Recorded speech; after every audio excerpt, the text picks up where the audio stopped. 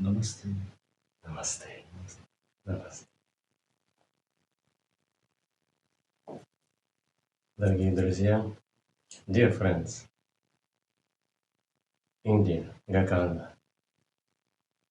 Adi Gokarna Gupta, the cave of Shiva. And for us, the story told, and the creator of the universe, Mahadev, creates the world, all the stars, all the planets, all the electrons, all the animals, everything is like a frozen. It is there, but it cannot start any kind of motion because Brahmadev, he has the ability to create things, but not to set them in motion, so there is no time. It's like a still picture. So then he calls for Shiva to breathe the life into the creation. And as it is described in Puranas, Shiva comes from the super conscious into conscious. And his energy is so strong, so powerful, that he has to come slowly by the labyrinth. And it is described as a cow ear, Gokarna. So he comes from the ear of the cow, from super conscious into conscious. And when he comes to the very surface of our planet, of Mother Earth, he comes from that particular place, as it is believed in Gokarna. That's why it is called Gokarna, the cow ear. So this is the very first route by which the Shiva is coming to our planet, to our universe, and it is connected. It is the connection between two dimensions of existence, conscious and superconscious. For thousands of years, yogis, sadhus were coming here, Brahmins also, to do sadhana, to meditate, to practice yoga austerities in this cave. And even nowadays, there is no building around. There is no police, there is no tickets, there is no nothing. It is open 24/7. But as you can see, it is not filled up with people. It is a very special place, very mystic place. Many mysterious stories are connected with this cave. Alongside the central structure, there are many, many different ways are going different dimensions. And it is believed that this cave is connected with Kashi Vishwanath, Varanasi, with Pashupatinath, and with Rameshwaram. And in the last century, during the time of English occupation over India, Indian English officials, they've noted that the famous Baba would be seen in Gokarna today, and tomorrow morning he would be seen walking alongside of Ganga River in Varanasi, which was absolutely impossible at that time. The airplanes were not going, and by the train it would take 2 days to achieve Varanasi from here.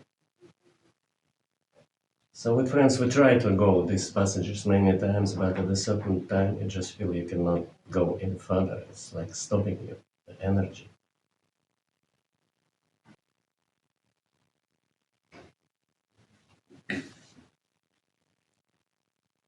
And you see the structure. In the last century, in the beginning of last century, famous sadhu was living here. And in Indian tradition, when sadhu is dying, he's not burned like a householder. He's not buried in a coffin. Instead, in a sitting position, sometimes lying position, but mostly sitting position, the body of the sadhu is mortified. So the stones are put outside to make a structure, and then certain cement structure also is brought up, like this one. So inside of this structure, there is a body of a sadhu that used to live here. And many people who are coming to the cave, they can sense after some time that there is a spirit living here. And even some things about the character of the spirit, they are quite known, like he doesn't like big sound and distortion inside. He doesn't like people come and start laughing or speak too much loud here. But if you behave yourself quietly, even if you chant some mantras, but in a medium voice, let's say, this spirit is very friendly, you know. When he's getting angry, then interesting things are happening. First, ants starting coming, and these ants start biting you. And then there another thing, like a flea also, I saw a few times. And then bats are coming, because there are many bats living in this cave. They're hiding now. So everything starts moving around you, and you just feel you want to go away, like running, people like running away from you. Flies. Yeah, this is a fly, this is no problem. Also, the acoustic here is absolutely amazing. Many times and often I could hear, sitting in this cave, I could hear the sounds of the distant puja going somewhere. You know, drums and bells and Brahmins chanting mantras in Sanskrit. And 100% it was not a hallucination, it was not a creation of my mind. You know, it was real sound coming, which is could be physically explained because there are many passages and there are tube likes, and wherever the tube ends, maybe in Gakarna, maybe in some other place, the sound can easily travel inside of the tube. The stories what I hear, about this, about the sannyasi Mm-hmm. who I was died, living here. living here. Mhm. How you know about it, all these things? Well, you see, when I just came here, it was one Baba living, actually, Okay. one sadhu, Pushpa. Mhm. And somewhere on my YouTube channel, there are videos of him. You know. And he told me many stories, actually. And also local people, local Brahmins who live around Kakarna, they know many stories. If you go to Rajoram, if you go to some other people around, they will tell you stories. Mhm. And at that time, 12 years back, um, actually quite a few yogis and sadhus were coming to this cave from time to time. Mhm. I know that Shri Ravi Shankar was here for some time, for 2 3 months of sadhana he was doing. You know, some other people that are quite famous now. They all certain point they came to Gakarna and they stayed. Some of them few days, some of them few months. And the main purpose was actually was to do sadhana, to do meditation in this very cave. And the things were different back then. You know, it was no road going around. It was no people on a kudli. So you'll never see people from Gakarna coming. Never. Only special people, sadhus, yogis, and some tourists sometimes. That's it. That's it. No Indian pilgrims.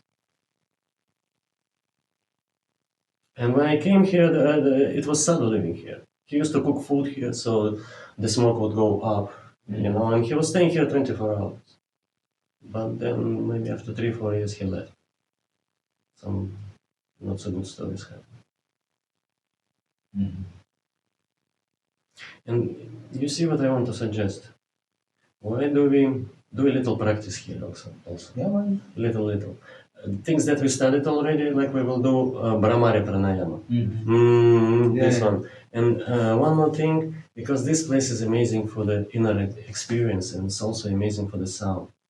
So yeah, I want to share with you, I want to share with all our friends the very, very jewel of all yoga. The jewel is called Omkara Pranayama. Basically, what it is, Omkara is a chanting producing sound Om. Yes. And there are three ways of working with mantra: verbal, then whisper, and then manas, the inner side. The inner side is the most powerful one. But before you go into the manas chanting of mantra, it's also good to do some verbal, because what it does, it forms the certain energy patterns within the body, and also it is harmonizing the body.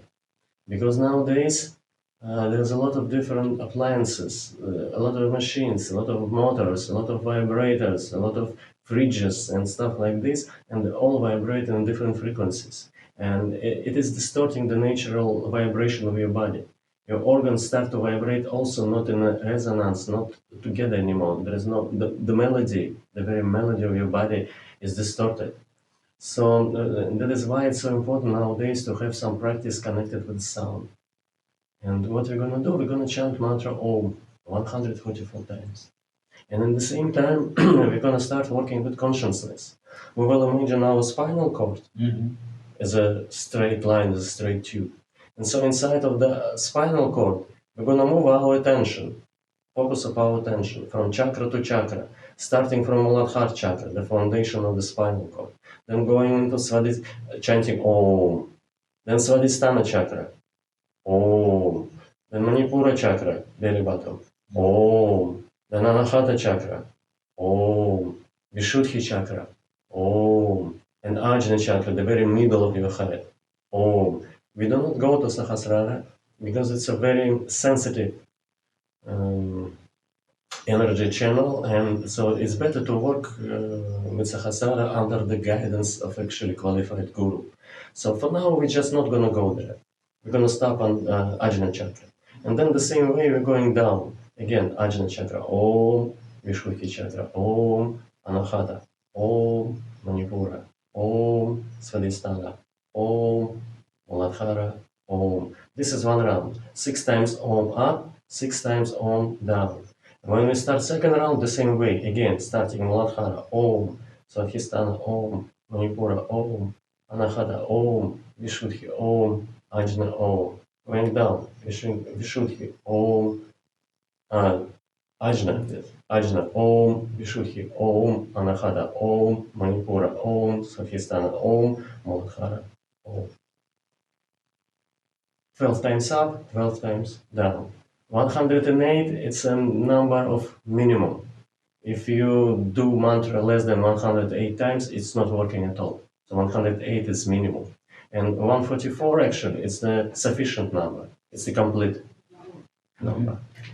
But before we do 3 rounds of Brahmari breathing, like this stuff. Okay?